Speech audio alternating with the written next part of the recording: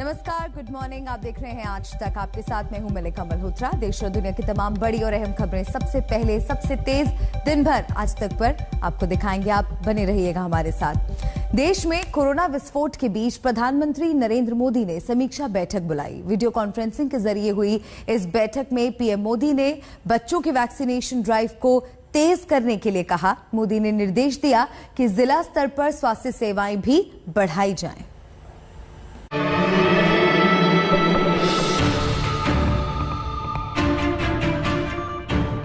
देश में कोरोना की तीसरी लहर की रफ्तार इतनी भयानक है कि जरा सी भी लापरवाही हुई तो मान के चलिए कि कोरोना संक्रमण होना तय है।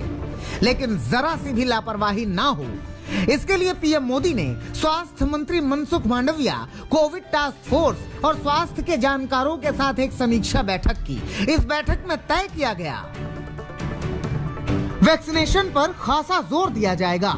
पीएम मोदी ने मिशन मोड पर वैक्सीनेशन का निर्देश दिया। इसके साथ पीएम मोदी ने कहा कि कोरोना के नियमों का पूरी तरह से पालन कराया जाए।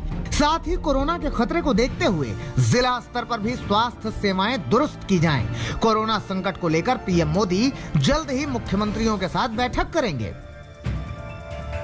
उधर करीब एक हफ्ते के बाद दिल्ली के मुख्यमंत्री अरविंद केजरीवाल तो कोविड से ठीक हो गए, लेकिन दिल्ली की स्थिति को कोविड ने बिगाड़ के रख दिया है।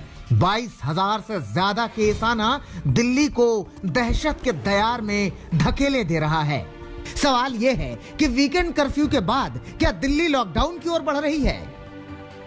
पैनिक करने की कोई जरूरत नहीं है, घबराने की कोई जरूरत नहीं है, डरने की कोई जरूरत नहीं है, लेकिन जिम्मेदारी के साथ काम लेने की ज़रूरत है। जो मैं बार बार बोल रहा हूँ कि मास्क पहनना सबसे ज़रूरी है।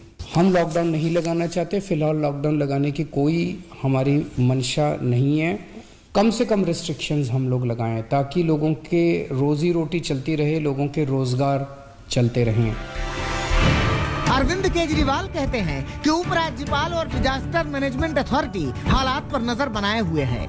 इसी कड़ी में डिजास्टर मैनेजमेंट अथॉरिटी कल एक अहम बैठक करने जा रही है। माना जा रहा है कि इस बैठक में कुछ अहम, कड़े और बड़े फैसले हो सकते हैं।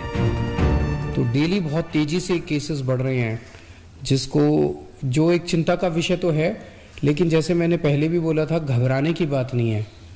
जब मैं बोल रहा हूँ घबराने की बात नहीं है, तो मैं सारा डेटा एनालाइज करके बोल रहा हूँ।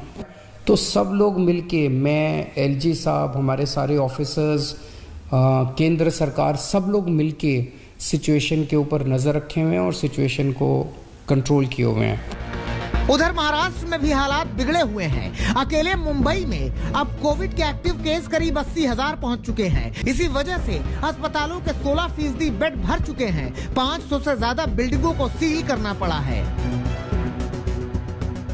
महाराष्ट्र शासन में कल से हम प्रिकॉशन डोज के लिए जो भारत सरकार के स्वास्थ्य विभाग ने और माननीय प्रधानमंत्री जी ने जो निर्णय लिया है कि 10 तारीख से सभी 60+ कोमॉर्बिड लोगों के लिए प्रिकॉशनरी डोज दिया जाएगा। इस को आगे लेके जाने के लिए स्वास्थ्य विभाग, महाराष्ट्र शासन बिल्कुल तैयार है। कोविड की रफ्तार पर लगाम लग सके, इसलिए मुंबई में नई गाइडलाइन लागू की गई है। अब सुबह 5 बजे से रात 11 बजे तक 5 से ज्यादा लोगों की आवाजाही पर रोक होगी। निजी दफ्तरों में 50% से ज्यादा लोगों की इजाजत नहीं होगी। सबको मालूम है कि कोरोना की तीसरी लहर का खतरा बड़ा है, इसीलिए कोविड के नियमों को मानिए और कोरोना से बचे रहिए। दिल्ली से पंकज जैन के साथ आज तक।